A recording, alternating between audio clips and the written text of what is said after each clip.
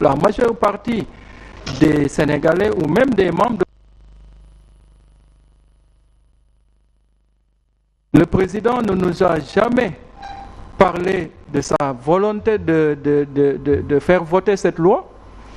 mais comme étant dans un parti organisé,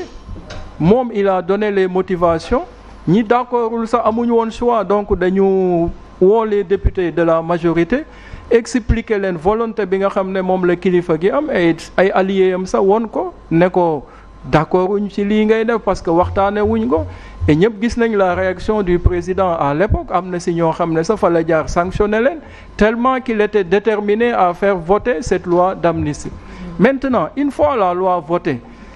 dafa am ñu taxaw ñu ne cette loi bu ñu ñëwee ñun soxlawuñu ko ça déjà la ñu wax parce que dañu jàppoon ne la loi c'était pour protéger les gens de l'APR njabooti président Macky Sall.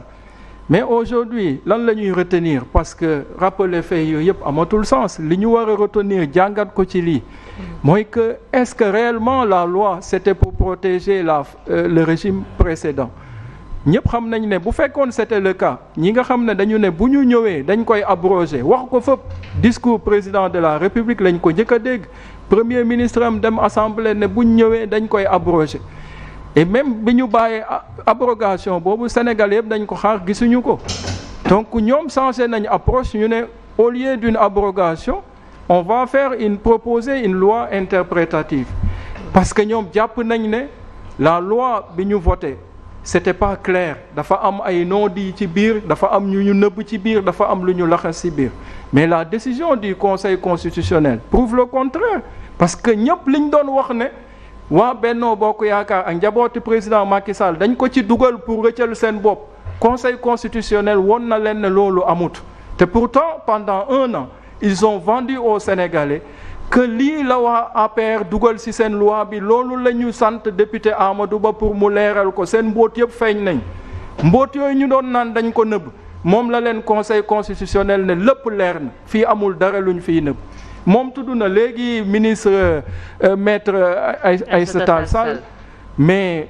wax na léegi à l'Assemblée nationale mais man seetaan naa ko Maïmouna Ndour Faye seen collègue invité ko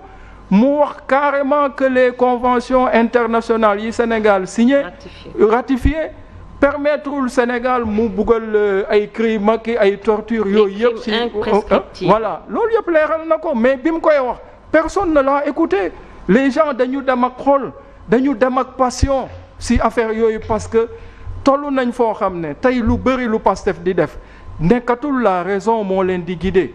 c'est juste des gens qui agissent par passion et tey boo jiitee réew loolu mun na dox boo nekkee ci opposition mais boo yoree quand même le destin de toute une nation parce que Pastef n'agit pas pour ñoom Ousmane kese Pastef agit aujourd'hui pour l'ensemble des Sénégalais y compris man mi nga xam ne ànduma ak ñoom donc tey lépp lu ñuy poser lu président Diomaye di teg Ousmane Sonko premier ministre am di ko teg dañ koy teg au nom du peuple sénégalais au nom de la nation sénégalaise te loolu la ñu war a tenir en compte mais c'est pas parce que aujourd'hui la loi a été votée ñi ko voté duñu ay Guinéens duñu ay Maliens ay Sénégalais lañ ñu am investi par le peuple sénégalais maintenant le conseil li mu wax defe naa man attitude bi Pastef waroon am moom mooy prendre acte de la décision du conseil et bu ñu jàppee ne on veut rendre parce que aussi dafa am fait bu ma bëgg a génne dans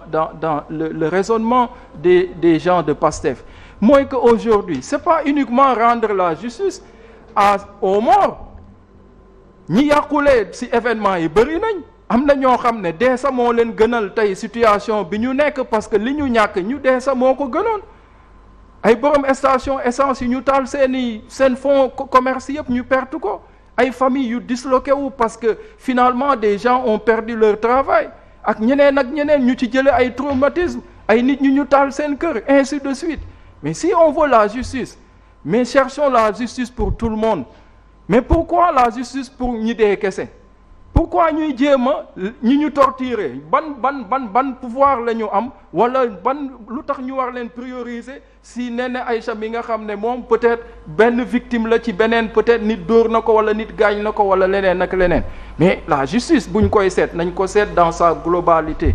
et looloo war a tax même ñu abroger cette loi sénégalais bu ci bëgg dëgg ñu bëgg a xam tey ku def ak ku deful mais nañ abroger la loi c'est plus simple maintenant moi je suis d'accord avec le président de la République Macky Sall si benn côté mooy bu ñu xoolee état aussi dafay toll foo xam ne góom bi mun na toll foo xam ne la ngay jéem a régler parce que justice bu ñuy wut ñun ñëpp bu ñu delloo ginnaaw mun na lor loo xam ne mooy gën a garaaw la nga doon wut benn moment ñi lii am na ba pare comme ni mu wax tey ñi ci deewu ñi ci parce que ay yaafus lañ dañ doon dee parce que dafa am lu ñu gëmoon di ko xeex et ces gens je pense que c'est à l'État mu mun leen a taxaw pour xamal leen ne leen au nom de l'intérêt suprême de la nation c'est vrai que lii xew na fi lii ak lii mais bu ñu xoolee li ñu abroger loi bi li mën a yàq on préfère vraiment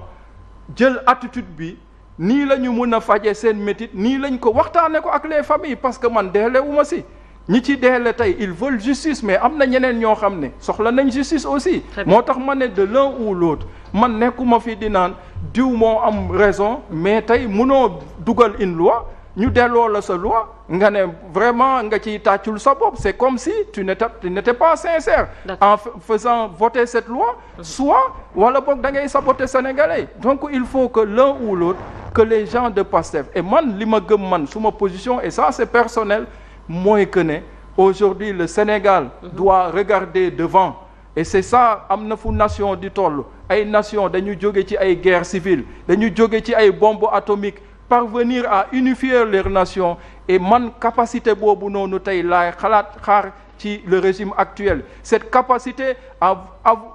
recoller les morceaux à panser les plaies et à avancer mais nekkuñu fi di sempi une justice boo xam ne da nga naan nañu utal justice les morts après bàyyi ñeneen ñi nga xam ne aussi dañ ci yàqule ce ne serait pas honnête en tout cas c'est mon point de vue. alors Moussa suñuy jàngat li conseil constitutionnel wax lan moo ci mën a nekk les implications concrètes justement ak peut-être ñi ñu visé woon wala peut-être à la loi amnistie bi carrément. tey moom au niveau de gëm sa bopp dañuy crier waat victoire féliciter conseil constitutionnel par rapport ak taxawaay bi ñu am nga xam c'est une position historique malgré li nga xam mu ngi fi doon am par rapport ak menaces yi ñu doon am parce que ñu ngi fi doon wax menace de dissolution teg fi cour constitutionnel ñoom ñu ngi ko doon agité mu mel ni comme benn épée de Damoclès boo xam dañ ko doon teg ci conseil constitutionnel beneen bi moom mooy xam nga bu ñuy wax loi interprétative dañ koy def su fekkee champ d'application loi bi définir luñ ko mu clair mais le champ d'application de la loi d'amnistie dafa clair et je pense que loolu le conseil constitutionnel ñëw affirmer tegaat ko ci boppu sénégalais wan leen ni leen seen loi bi c'est anticonstitutionnel maintenant li may gën a surprendre ci waa PASTEF mooy li leen seen leader bi di wax mooy ay nitu émotion lañ duñ ay nitu raison loolu la seen leader xam Ousmane Sonko moo tax ci seen i émotion lay jouer du leen wax mukk li nga xam ne mooy liy dëgg ji la preuve tey boo xoolee sénégalais yi dañu bëgg a xam la réalité parce que sur des faits aussi graves ñun gëm sa bopp position bu ñu ci amoon mooy lan na dëgg ji leer nañ fexe ba abroger loi d'amnistie bi ñun dañ ci mere sax Macky Sall wax ni dafa saraxe sénégalais yi parce que dafa permettre benn pan ci société boo xam ni dañ leen accuser sur des faits extrêmement graves pour que ñu mën a bénéficier wu ci loi d'amnistie bi te loolu ci ñaari fan yi génn dafa am lu mu génnee mooy ordonnance de non-lieu bi fait amnistier nga xam ni ay nit yoo xam dañ leen doon tuumaal dañ nekk en lien avec une organisation terroriste ay nit yoo xam dañ leen doon tuumaal ci trouble à l'ordre public ay nit yoo xam dañ leen doon tuumaal ci association de malfaiteurs ay nit yoo xam dañ leen tuumaal ci diffusion de fausses nouvelles ay nit yoo xam dañ leen tuumaal ci diffamation ay nit yoo xam dañ leen tuumaal ci lu mel ni outrage à magistrat ay nit yoo xam dañ leen tuumaal ci destruction de biens appartenant à autrui ou bien mise en danger de la vie d'autrui